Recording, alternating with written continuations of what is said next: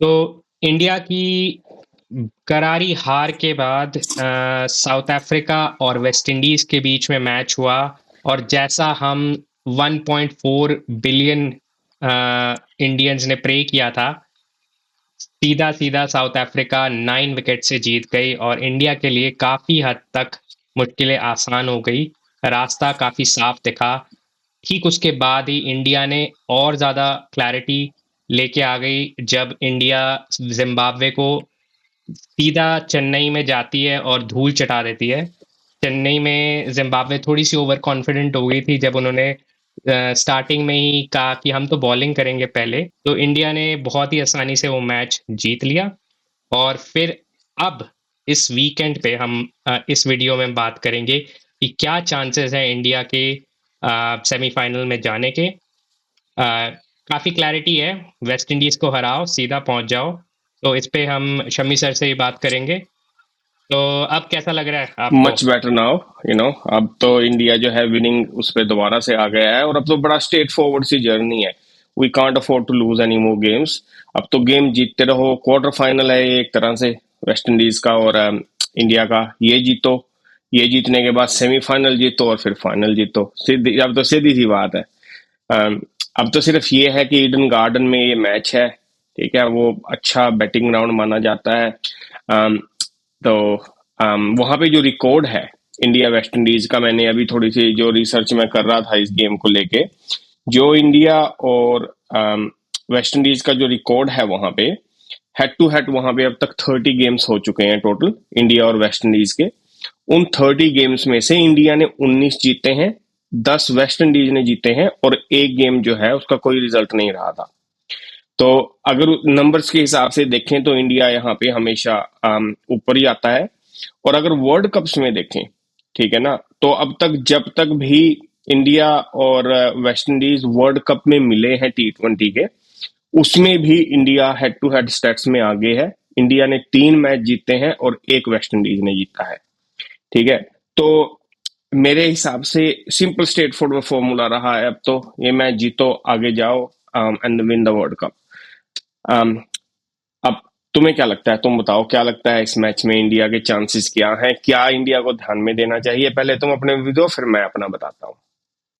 India, मेरे ख्याल से तो काफ़ी पाथ क्लियर है इंडिया का।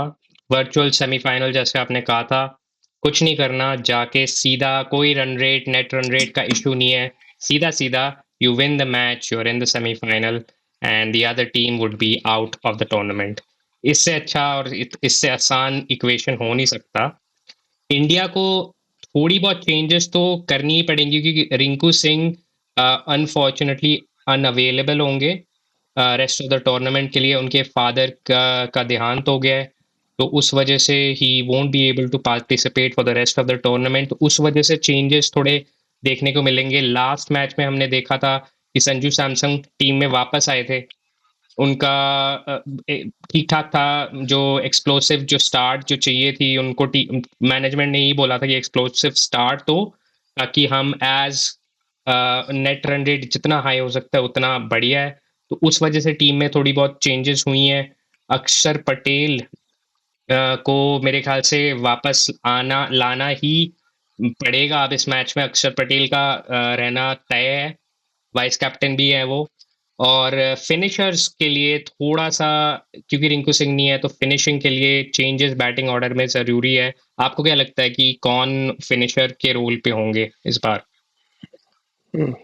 फर्स्ट ऑफ ऑल, हमारी जो सोच है वो रिश्तम रिंकू सिंह के साथ है। सारा देश, हम भी रिंकू सिंह के साथ हैं।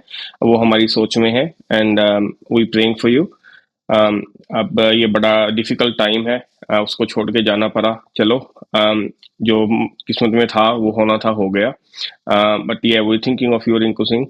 um, मुझे बैटिंग बॉलिंग की तो हम बात बात करते हैं। सबसे पहले मैं बॉलिंग की बात करता हूं इंडिया की। मुझे थोड़ी बॉलिंग को लेके थोड़ी सी अभी चिंता है। वो चिंता इसलिए है, खास तौर पे वरुण चक्रवर्ती को लेके। जिम्बाब्वे के खिलाफ भी उसने अच्छे खासे छक्के खाए हैं चेन्नई की विकेट पे। हम्म। तो ये मेरे को थोड़ा चिंता का विषय बना हुआ है। वो वर्ल्ड का नंबर 1 T20 बॉलर है वो। और ये बात आप देखोगे, उसने कुछ ओवर्स में अपने पहली बॉल पे छक्का खाया है, जो उसने पिछले मैच में भी किया था साउथ अफ्रीका के साथ भी। वो पहली बॉल पे छक्का खाता था, फिर वो अपनी बैक ऑफ द लेंथ या जो भी पिच पे जिस तरह की बॉल करनी चाहिए, फिर वो उस पे आ जाता था। ठीक है, वो कोशिश कर रहा है कि अपनी बॉलिंग जिसको उसको बैक करने की, विकेट लेने की, लेकिन इस ये बड़ी एक तरह से मेरे को अभी उसकी बॉलिंग में एक बड़ा चिंता का विषय है मेरे लिए, क्योंकि वो फुल बॉल डालता है छक्का खाता है, फुल बॉल डालता है छक्का खाता है। तो वरुण चक्रवर्ती इज का थोड़ा सा मुझे चिंता है बॉलिंग की साइड में। होपफुली हिल कम बैक। और दूसरी मुझे चिंता है शिवम दुबे की। उसकी बॉल्स में भी उसने 2 ओवर्स में जिम्बाब्वे के खिलाफ चेन्नई की विकेट पे स्लो बॉल करते हुए 46 रन खाए। तो ये दोनों को मिला के हमारे ओवरऑल 6 या 7 ओवर निकलते थे। वरुण चक्रवर्ती तो 4 ओवर डालता ही है, वर्ल्ड का नंबर 1 बॉलर है। अगर वो 4 ओवर नहीं डालेगा तो कौन डालेगा? शिवम दुबे बीच में 2 ओवर निकाल देता है, यहाँ इधर उधर उसको बॉलिंग ऑप्शन दे रहा है। वो भी पिट रहा है पिछले 2 गेमों से। तो मुझे थोड़ा बॉलिंग को लेके चिंता है। लेकिन बाकी अगर आप देखें, अर्शदीप नंबर वो बहुत अच्छी बॉलिंग कर रहा है, जसप्रीत बुमराह तो है ही वर्ल्ड क्लास, और हार्दिक पांड्या भी। ठीक है, ये तीनों की तरफ से कोई प्रॉब्लम नहीं है। और अक्षर बीच में चलो उसने भी थोड़ी सी मार खाई है, लेकिन इतनी नहीं जितनी शिवम दुबे ने और वरुण चक्रवर्ती ने खाई है। तो बॉलिंग की तरफ से मुझे थोड़ी चिंता है, क्योंकि वेस्ट इंडीज की जो बैटिंग है वो एक्सप्लोसिव बैटिंग है। वो रात सारे के सारे 9-10 तक वो सभी के सभी बैटिंग करते हैं और हार्ड हिटर हैं सारे के सारे। तो उसको लेके मुझे चिंता है। रही इंडिया की बैटिंग की, मेरा आप अपने सारे व्यूअर से एक सिंपल सा क्वेश्चन है, और आप हमें कमेंट करके बताएं कि अगर संजू सैमसन की वापसी बनती है इस टीम में, तो शुभमन गिल को क्यों नहीं चांस दिया गया? मेरा सबसे बड़ा सवाल ये है। शुभमन गिल के और संजू सैमसन के अब दोनों के कंपैरिजन उठा के देख लो, पिछले 6 महीने के या 1 साल के। शुभमन गिल जो है बड़ी अच्छी परफॉर्मेंस रही है उसके एज कंपेयर टू संजू। ठीक है, वो आने वाला T20 का कैप्टन भी है। तो उसको क्यों नहीं, अगर आपको राइट हैंडेड बैट्समैन चाहिए ही था, मेरा पर्सनली मानना ऐसा है कि ये शुभमन गिल को वापस बुलाना चाहिए। अब भी बुला लो, अभी 3 ही मैच बचे हैं। क्वार्टर फाइनल है, सेमीफाइनल है और फाइनल है, जो कि अहमदाबाद में होना है, और जो उसका सबसे फेवरेट ग्राउंड भी है। मेरी अगर टीम इंडिया माने, सुनेंगे नहीं वो, they don't care about us, but मेरी अगर टीम इंडिया माने तो शुभमन गिल की वापसी बनती है यहाँ पे, अगर राइट हैंडर को खिलाना है आपने। और अभिषेक शर्मा, शुभमन गिल दोनों कितने सालों से इकट्ठे खेलते आए हैं, एक दूसरे को अच्छा कॉम्प्लीमेंट भी करते हैं। अगर राइट हैंड को आपने टॉप ऑर्डर पे लेके आना है तो अपने भविष्य के कप्तान को लेके आए। संजू सैमसन का कोई मतलब नहीं बनता। ठीक है, उसने थोड़ा सा जो कैमियो खेला है वो अच्छा रहा टीम इंडिया के लिए, but doesn't matter. Shubman Gill should be back. ठीक है, पहला तो ये। संजू सैमसन खिलाएंगे, वो मुझे लगता है उसी को खिलाएंगे अब शुभमन गिल को वापस, तो वो बुलाने से रहे। और मुझे नहीं लगता कि संजू जो है परफॉर्म कंटिन्यू कर पाएगा और उस लेवल पे परफॉर्म कर पाएगा जिस लेवल पे उसे करना चाहिए। क्योंकि उसकी, मैंने जिम्बाब्वे के खिलाफ भी आपने देखा, उसकी उसका बैक फुट फ्रंट फुट बस ऐसा ही था, उसमें कहीं मुझे फ्लो कहीं नजर ही नहीं आया। So that's number 1। Number 2, batting में पूरे टूर्नामेंट में ईशांत किशन ने ओपनिंग स्लॉट पे परफॉर्म किया है। Why change him now? ठीक है, वो स्ट्रगल कर रहे हैं दोनों जो है ऑफ स्पिनर्स को लेके, मानता हूं मैं ये बात, बट वाई चेंज नाउ? उन्होंने स्ट्रगल करने के बावजूद भी आपको यहां तक लेके आए हैं। वो जब ऑफ स्पिनर आए 6-7वें ओवर में, जब ईशांत किशन बैटिंग पे आया, तब भी तो उन्होंने 2 ओवर्स आराम से खेले और फिर बाद में हिट करके रन बनाए। तो ये, इस बात से मैं पर्सनली बिल्कुल भी सहमत नहीं हूं। और अगर संजू सैमसन को खिलाना ही है, फिनिशर के रोल में खिलाएं, रिंकू के साथ रिप्लेस करें उसके रोल को। Do not change the opening. But वो उन्होंने कर दिया है, दैट्स ओके। इस team India decision, is not hours. But मेरा पर्सनल व्यू ये है कि ओपनिंग ईशांत और अभिषेक की कंटिन्यू होनी चाहिए थी। अगर हमारे व्यूअर्स को लगता है कि मैं सही हूं या गलत हूं, जो भी आपका व्यूज है हमें कमेंट में जरूर बताएं। बैटिंग को लेके मेरी ये सबसे बड़ी चिंता है। रही मिडिल ऑर्डर की, इंडिया परफॉर्म अच्छा कर रहा है, वो ठीक करेंगे।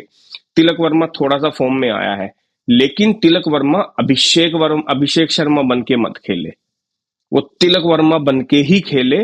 वो थोड़ा अपना स्टाइल जो है गेम का वो चेंज करने की उसने कोशिश की। उसने पिछले मैच में देखो टाइमिंग की, बॉल की, कितने अच्छे रन बनाए उसने। Just keep doing that. अगर तिलक वर्मा वो स्टेबिलिटी टीम इंडिया को वहां दे देता है, चाहे नंबर 3 पे चाहे नंबर 4 पे, I think team India is looking really really good from batting perspective. Bowling में मुझे थोड़ी चिंता है अभी। कहीं ना कहीं आपको ऐसा लगता है कि जो टीम मैनेजमेंट है उसकी वो डिसाइसिव नहीं हो पा रही? ये फाइनल बहुत क्रूशल स्टेज है वर्ल्ड कप का। ठीक है, चेंजेस चाहिए थे, उस हार के बाद कुछ चेंजेस चाहिए थे, लेकिन टॉप ऑर्डर में चेंजेस की ज़रूरत थी या नहीं थी, उस पर काफ़ी डिबेट हुई है। एक एक इन फॉर्म बैट्समैन जिसने आपको रन बना के दिए pre tournament and in the tournament as well, उसको आपने एकदम से हटा दिया। ओपनिंग कॉम्बिनेशन बिल्कुल चेंज हो गया। क्रूशियल मैचेस में जहां पे आपको चेज करना है, मान लो यहाँ पे वेस्ट इंडीज 200 रन ठोक देती है, या आपको पिच, ईडन गार्डन की पिच हमेशा से ऐसी पिच है कि बैटिंग सेकंड भी मतलब चेजेबल है। ऐसा नहीं है पिच पिच ज्यादा डिटीरिएट नहीं होती। तो वहां पे आपको एक अच्छा टारगेट सेट करना पड़ेगा। तो वहां पे क्या आपको लगता है कि ये बैकफायर कर सकती है चीज? 100%। यहाँ जो भी टीम टॉस जीतेगी, मुझे लगता है वो जीत के पहले बॉलिंग करेगी, क्योंकि यहाँ पे मोस्टली विनिंग परसेंटेज जो है वो ज्यादा है बैटिंग सेकंड की। ठीक है। और अगर वेस्ट इंडीज टॉस जीतता है और वो बैटिंग सेकंड करता है, उनके विनिंग चांसेस बहुत ज्यादा बढ़ जाते हैं, क्योंकि उनके उनके तो सारे के सारे बैट्समैन 9-10 तक सारे के सारे पावर हिटिंग है। ठीक है। तो टीम इंडिया को यहाँ बहुत ध्यान से अपनी बॉलिंग पे कॉन्फिडेंस लेके आना और दोबारा वापस लेके आए, because I feel like they lost the confidence. They उनके कॉन्फिडेंस में थोड़ी सी कहीं ना कहीं प्रॉब्लम है, इसीलिए टॉप ऑर्डर में चेंजेस हुए हैं। ठीक है। नहीं तो टीम इंडिया को कोई चेंज करना ही नहीं चाहिए था। Doesn't matter, you only lost one game. इस कोई बड़ी बात नहीं है। उससे पहले के रिकॉर्ड देखें, उसके बाद के रिकॉर्ड देखें। आपको एक गेम हार गए तो क्या हुआ? ये तो एक एक ना एक दिन आप एक आधा मैच तो हारोगे। हम्म। तो उसका उसका ये रिस्पॉन्स नहीं होना चाहिए, रिएक्टिव नहीं आपको होना चाहिए कि चलो अब बैटिंग ऑर्डर बदल दो। बीच में वो वॉशिंगटन सुंदर वाला इन्होंने वो किया था, एक्सपेरिमेंट किया था। क्यों आप ऐसा करते हैं? अपने कॉन्फिडेंस में बने रहें। मेरा अभी भी यही कहना है कि संजू से ओपनिंग मत करवाएं। हो सकता है इट विल पे ऑफ। हो सकता है वो आए, वो 15 बॉलों में 30-35 रन बना दे, चलो ठीक है। अगर वो ऐसा कर देता है तो वेल एंड गुड, अच्छी बात है। लेकिन अगर आप लॉजिकली सोचें, तो लॉजिकली मेरे पास कोई एक भी एक्सप्लेनेशन ऐसी नहीं बनती कि जिसमें ईशांत किशन को आप नंबर 3 पे बैटिंग करवाओ। He should be opening the batting, क्योंकि यहां पे उसने, अगर अभिषेक नहीं चला ना, अभिषेक अभी तक चला ही नहीं किसी गेम में। हम्म। सारे मैच ईशांत किशन ने ओपनिंग करके ही तो जितवाए हैं। वाई अच्छा, you want to break his rhythm? एक जस्ट सिंपल इज दैट। एक यहाँ पे मोहम्मद आमिर है जो पाकिस्तान के कभी प्रीमियर फास्ट बॉलर रह चुके हैं। उन्होंने बहुत एक वायरल कमेंट दिया है कि Abhishek Sharma is a slogger. आपको लगता है कि वो स्लॉगर है और स्लॉग ही कर रहा है, इस वजह से रन नहीं बना रहा, कि that is just temporary dip in form, और वो स्लॉग नहीं, उसकी बैट स्विंग और वो नहीं, प्रॉपर देख के मुझे तो ऐसा लगता है कि he is a proper batsman. लेकिन आपके क्या थॉट्स हैं? ये गलतफहमी पहले मुझे भी थी। जब मैंने उसको आईपीएल में देखा था, जब मुझे उसका शुरू में एक दो मैच देखे थे, तो ऐसा लगता था उसको देख के कि वो हर बॉल को हिट करने की कोशिश करता है। बट नहीं, he is a complete T20 batsman. आप उसके बारे में कुछ भी बोल सकते हो, बट आपको ऐसा नहीं बोलना चाहिए। खासतौर पे जो पाकिस्तान के प्रीमियम फास्ट बॉलर हैं, वो ऐसी बात बोल रहे हैं इतने जेन्युइन बैट्समैन के लिए। उसने T20 की बैटिंग को दोबारा रीडिफाइन किया है। आप अपने ओपनर से एक्सपेक्ट क्या करते हो? जब आपके सारे फील्डर 30 मीटर के घेरे में होते हो, आप यही तो एक्सपेक्ट करते हो कि वो उठा के मारे। कितनी अच्छी वो टाइमिंग करता है यार। उसका बैट स्विंग देखो कितना अच्छा है। युवराज सिंह की याद आ जाती है उसके बैट स्विंग को देख के। एंड और कई बार तो उसका लगता है कि युवराज सिंह का तो फिर भी जो बैट स्विंग है वो थोड़ा फिर भी एंगल में आता था। उसका तो बिल्कुल ही कितना अच्छा बैट स्विंग आता है। तो नहीं, वो he is not a slogger, he's a complete T20 batsman. And I think, like, back in the days how Gilchrist redefined the role of a wicketkeeper, I think he redefined the role of a T20 opener. तो वो स्लोगर बिल्कुल भी नहीं है। वो T20 का एक complete opening batsman है। वही जैसे 1996 में मुझे याद है जयसूर्या और कलवी तरना जो थे, उन्होंने ओपनिंग स्लॉट को रीडिफाइन किया था। कि हम्म। सीधा आएंगे 10 ओवर 15 ओवर में मैच उड़ा के ले जाएंगे। तो अब मेरे ख्याल से अभिषेक शर्मा ने T20 में इस जनरेशन में रीडिफाइन कर दिया है कि पहले 6 ओवर में ही गेम आपके हाथों से, ओपोनेंट के हाथों से बिल्कुल ही गायब, मतलब they can not catch up ही नहीं कर सकते वो। तो मेरे ख्याल से तो वो हंड्रेड स्लॉगर परसेंट नहीं है, उसका स्पेसिफिक रोल ही ये डिफाइन हो चुका है। और मेरे ख्याल से उसको इन सारे जो परफॉर्मेंसेस है उससे अ, उदास नहीं होना चाहिए, हताश नहीं होना चाहिए, उसको फोकस करना चाहिए कि क्लैरिटी ऑफ माइंड के साथ वही करे जो वो करता आया है। और वही एक्सप्लोसिव बैट्समैन अगर वो एक दिन चल गया तो उस दिन कोई भी बड़ी टीम आ जाए, India will hmm. Win for sure. 100%। अब तो देखिए, ये है कि वेस्ट इंडीज के खिलाफ बॉलिंग जो है medium pace to fast bowling आपको वहां खेलनी है ईडन गार्डन पे, जो कि बिल्कुल ही अभिषेक और ईशान किशन और इंडिया के सारे बैट्समैन के लिए इतनी प्रॉब्लम का कोई वहां वो नहीं हो सकती। सिर्फ ये है, मुझे बॉलिंग को लेके थोड़ी चिंता है, जैसा कि मैंने कहा। और वेस्ट इंडीज के बैट्समैन जिस तरह से एक्सप्लोसिव बैटिंग करते हैं, मेरा कहना यही होगा कि इंडिया विल शुड चेज। अगर इंडिया टॉस जीतते हैं तो उनको चेज करना चाहिए। और अगर इंडिया टॉस हार जाते हैं and they have to bat first, then भाई अभिषेक का और ईशांत किशन का, दोनों में से एक का तो कम से कम भी 8 ओवर खेलना बहुत जरूरी है। क्योंकि अगर ये 8 ओवर दोनों में से एक भी नहीं खेलता तो प्रॉब्लम है। फिर इंडिया उतना बड़ा स्कोर शायद ना कर पाए। और अगर स्कोर 230 200 240 से कम का स्कोर इंडिया ने बैटिंग करके पहले रखा वेस्ट इंडीज के लिए, it's going to be very hard to defend. तो मेरा तो यही है, if India win the toss, ball first. If India lose the toss, 100% West Indies ने जो है पहले बॉलिंग ही करनी है, but then give them a target at least 240 plus and then try to defend it. नहीं, वेस्ट इंडीज की आपने पिछले मैच में अगर देखा होगा, वेस्ट इंडीज साउथ अफ्रीका, उनके 86 फॉर 7 हो चुके थे, लेकिन उसके बाद हम्म। भी जो बैट्समैन आए थे उन्होंने खींच के कैप्टन के साथ मिलके वो उनके बॉलर्स ने 170 ऑलमोस्ट 180 रन ठोक दिए थे, जो कि एक कम्पिटिटिव टोटल था। तो मतलब बैटिंग उनकी बहुत डीप है और जान है इतनी उनमें, मतलब they can easily clear the boundary. उनके लिए मतलब ऐसा लगता है मक्खन वाली बात है। देखिए, मैं एक थोड़ी कंट्रोवर्शियल स्टेटमेंट देने जा रहा हूं अब। लोग, हो सकता है हमारे व्यूअर्स इस बात को पसंद ना भी करें। वेस्ट इंडीज जो है, जो इंटरनेशनल लेवल पे वो खेलते हैं, they are basically playing for IPL. Simple सी ये बात है। ये उनका एक तरह से वो ट्रायल नहीं होता कि आईपीएल के लिए ट्रायल है, समझ लीजिए वेस्ट इंडीज की टीम का तो ये है। वहां पे देशभक्ति वाली इतनी वो नहीं है, क्योंकि वेस्ट इंडीज जो है छोटे छोटे आइलैंड को मिला के एक बना हुआ हम्म। है। कुछ आइलैंड से मिलके वो एक वेस्ट इंडीज का क्रिकेट खेलते हैं वो आगे, ठीक है। तो ये हम सभी जानते हैं वेस्ट इंडीज के क्रिकेट को लेके। ये तो उनका एक तरह से आईपीएल के लिए ट्रायल है। उन्हें तो शो इससे बड़ा शो के उन्हें क्या मिलेगा अपनी वैल्यू आईपीएल में इंक्रीज करने की, कि इंडिया के खिलाफ आके इंडिया में परफॉर्म करें। इससे बड़ी स्टेज क्या मिलेगी किसी भी देश के लिए, क्या है, लेकिन वेस्ट इंडीज के लिए तो ये एक तरह से आईपीएल के लिए ऑडिशन है। Simple is that. तो वो अपनी तरफ से पूरी कोशिश करेंगे अपनी बेस्ट परफॉर्मेंस हम्म। देके। और वो इंडिविजुअल, देखिए यही उनकी हार का कारण भी बन सकता है। They play for individual performance. They may not play for West Indies. They are very high chances they play for individual games. तो उस वो उनकी हार का कारण भी बन सकता है। तो hopefully India will take advantage of that. और इंडिया को ये पता है, देखिए कोई ओपनली इन बातों को एडमिट नहीं कर सकता। हम पॉडकास्ट करते हैं इसलिए हम ओपनली कह सकते हैं बातें। कोई भी ऑफिशियल जो है इन बातों को एडमिट नहीं करेगा ऑफिशियली, लेकिन सच्चाई यही है। नहीं नहीं, तो 100%, आईपीएल का 100% अग्रीड। उनकी टीम केमिस्ट्री कभी भी इतनी नहीं होती, इंडिविजुअल परफॉर्मेंसेस उनको जितवाती है। और जब वो एक ऐसे स्टेज पे आ जाते हैं जब जहां से एक दो मैचेस दिखते हैं उनको कि एक दो मैचेस बचे हुए हैं, उसके बाद वर्ल्ड कप है, तभी वो टीम जेल करती है। हमने ये पिछली बार भी जब वो 2016 में जीते थे तब भी हमने ये चीज देखी थी। तो अब इंडिया और वेस्ट इंडीज से हम थोड़ा हटते हैं।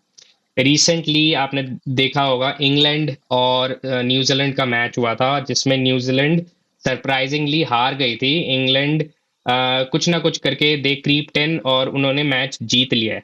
उससे एक नया पाकिस्तान के जो सपोर्टर्स हैं वो बहुत खुश हो गए, एक नया दरवाजा खुल गया उनके लिए। उनको लग रहा है कि वो अगर श्रीलंका से जीत गए तो वो जा सकते हैं सेमीफाइनल पे। सिनेरियो बहुत मुश्किल है अभी भी। सिनेरियो, अगर वो बैटिंग पहले करते हैं जिसमें वो 160 प्लस स्कोर करते हैं और एक 64 रन के मार्जिन से जीतते हैं, तब वो जा सकते हैं। सिनेरियो, जो दूसरा सिनेरियो है उसमें टारगेट 160 का अगर वो देते हैं विद इन 13.2 टू 14 ओवर्स के बीच में, अगर वो चेज कर लेते हैं 160 का टारगेट, तो वो क्वालिफाई कर सकते हैं। तो इन दोनों सिनेरियोज को देखते हुए क्या लगता है कि हमारे जो पड़ोसी मुल्क हैं वो, उनको उम्मीद लगानी चाहिए कि वो बस ऐसी हवा में बात कर रहे हैं? Do they deserve to go through?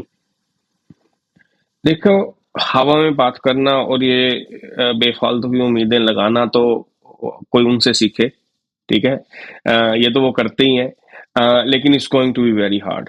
अगर वो लकीली जीत जाते हैं तो of course we want to see another India Pakistan game, जबकि वो होना तो एक तरफा ही है, बट डजंट मैटर। वो हाइप अभी भी बनी हुई है, लेकिन very high, very, it's not going to happen, it's not going to happen. क्योंकि श्रीलंका इतनी बुरी तरह से इंडिया में शायद हार जाता। अगर वो पाकिस्तान उनको हरा भी देता है, वैसे उसके भी चांसेस बहुत कम है। चांसेस ज्यादा यही है कि श्रीलंका ये गेम जीतेगा। लेकिन अगर पाकिस्तान उनको, मान लो, हरा भी देता है, श्रीलंका को श्रीलंका की कंडीशंस में इतनी बुरी तरह हराना नहीं पॉसिबल है, because they know the conditions. तो तो I think Pakistan is out. तो आप 100% श्योर हो? मुझे भी ऐसा लगता है कि श्रीलंका के लिए अपने ही होम क्राउड के सामने बेचारे दो मैचेस हार चुके हैं, बहुत खराब खेले हैं वो। One of the worst team performance along with Pakistan, मैं कहूँगा उनकी।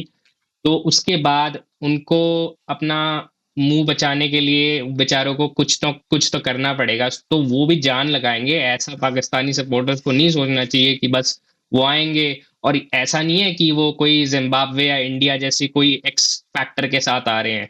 उनके बहुत ही मीडियोकर प्लेयर्स हैं इस टाइम पे।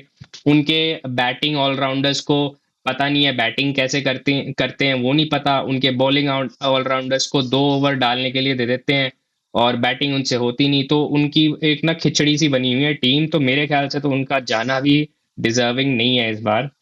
तो इस टाइम लग ऐसा रहा है India, south Africa and from the final other group it would be New Zealand और इंग्लैंड, है ना? 100%, and it's more likely to be India and South Africa final. But south Africa का तो एक तरह से अहमदाबाद होम ग्राउंड ही बन गया है। उसके बारे में टीम इंडिया को सोचना पड़ेगा, वो हम बात करेंगे जब साउथ अफ्रीका अगर फाइनल में पहुंच जाता है तो मुझे लगता है इंडिया और साउथ अफ्रीका का फाइनल है। इंग्लैंड का टीम इसमें सुपर फोर में आना आ ही गया एक तरह से इंग्लैंड। मैं थोड़ा डिसअपॉइंटेड रहा हूँ इस बात को लेके, क्योंकि उनकी टीम की परफॉर्मेंस इतनी खास नहीं रही। वो लकीली लक से हम्म। जीतते रहे, जैसा ये लास्ट का गेम उन्होंने जीता, वो पीछे श्रीलंका में जीते। उनके जो टॉप फोर बी हैं, जो आपके टॉप के जो भी है उनके फोर बीज वो बोलते हैं उनको, हम्म। वो तो परफॉर्म कर ही नहीं। जेसन बटलर को मैं थोड़ा देख के थोड़ा सा मुझे बड़ा दुख होता है। वो इतना इंग्लैंड का इतना बड़ा प्लेयर रहा है T20 में। मुझे ऐसा लगता था, मेरा मन मुझे ऐसा लगता था उसको देख के कि अगर इंग्लैंड अब हार जाता है ये मैच, मुझे लगता था कि जेस बटलर जो है वो शायद रिटायरमेंट ले लेगा T20 से। मुझे अभी भी मुझे ऐसा लगता है कि इस वर्ल्ड कप के बाद वो रिटायर हो जाएगा यहाँ से, T20 इंटरनेशनल से। But let's see, wait and watch. नहीं तो उसकी रिटायरमेंट अब पक्का थी इसमें, अगर हम्म। वो ये मैच ना जीतते नहीं तो। नहीं, चलो, अब वो सेमीफाइनल तक आ गए हैं। हम्म। उनकी उसका तो अगर वो पहले ही आउट हो जाते तो उसका लास्ट वर्ल्ड कप था ही। और उसकी परफॉर्म जो फॉर्म है वो बिल्कुल ही खराब हो चुकी है इस टाइम पे भी। लग नहीं रही आएगी भी वापस, क्योंकि उसका बिल्कुल ही फ्लो नहीं है, बैटिंग फ्लो खत्म है। सॉल्ट थोड़ा बहुत एक दो मैचेस में चला है। उसने एक मैच ऑलमोस्ट, उसकी वजह से श्रीलंका को उन्होंने जो टारगेट सेट किया था उसमें सॉल्ट ही चला था उनका, तो ठीक है। लेकिन एक एवरेज टीम लग रही है, कोई उसमें एक्स फैक्टर नहीं लग रहा मुझे।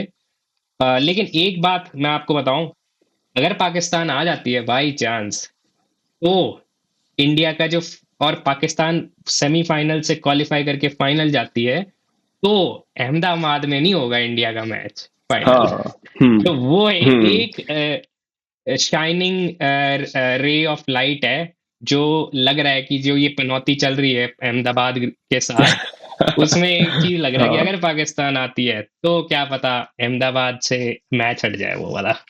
हाँ हाँ, वो तो है। लेकिन इसके चांसेस बहुत कम है। ठीक है। और साउथ अफ्रीका और इंडिया का फाइनल मुझे ऑलमोस्ट लगता है कि ये होगा। लेकिन एक बात, आप अभी भी इंग्लैंड की टीम को जो है, अभी आप बिल्कुल ही उसे वाइप आउट नहीं कर सकते, क्योंकि वो जो अब तक का टूर्नामेंट खेले हैं ना, वो अपनी जोन की नॉर्मल कंडीशंस में वो खेलते हैं, उसके ऑपोजिट कंडीशंस में खेले हैं श्रीलंका में।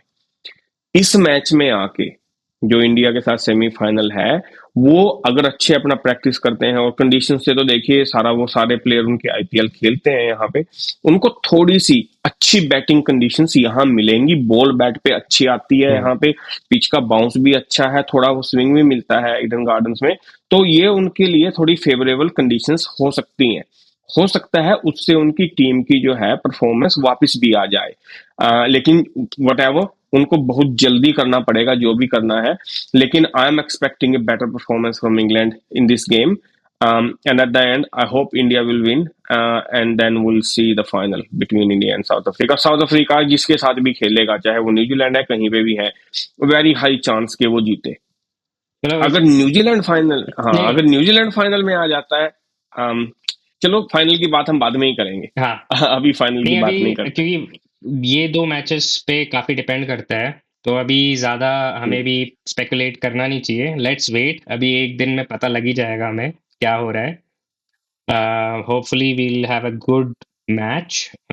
Fingers crossed, or we'll pray कि India is going to the semis. With this, we'll end today's podcast. Enjoy the game, and we'll meet you soon. Thanks for watching, everyone.